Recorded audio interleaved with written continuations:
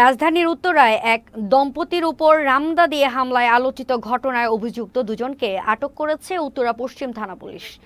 সোমবার রাত ৯টার দিকে উত্তরা ৭ নম্বর সেক্টরের ৯ নং রোডে বেপরোয়াভাবে বাইক চালানোর প্রতিবাদ করায় এই দম্পতিকে রামদা দিয়ে কোপায় মোবারক হোসেন ও রবি রায় নামের এই দুই যুবক। এই ঘটনার একটি ভিডিও সামাজিক যোগাযোগ মাধ্যমে ছড়িয়ে পড়ে।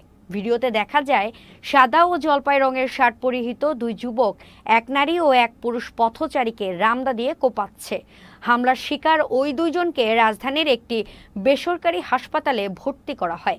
বর্তমানে তারা সেখানে চিকিৎসাধীন অবস্থায় রয়েছেন। এদিকে ঘটনার ঘণ্টা দুয়েকের পর স্থানীয় জনতা ওই দুই যুবককে আটক করে পুলিশের কাছে হস্তান্তর করে। এ বিষয়ে পরবর্তী আইনগত ব্যবস্থা প্রক্রিয়াধীন রয়েছে বলে জানান উত্তরার পশ্চিম থানা পুলিশের ওসি হাফিজুর রহমান।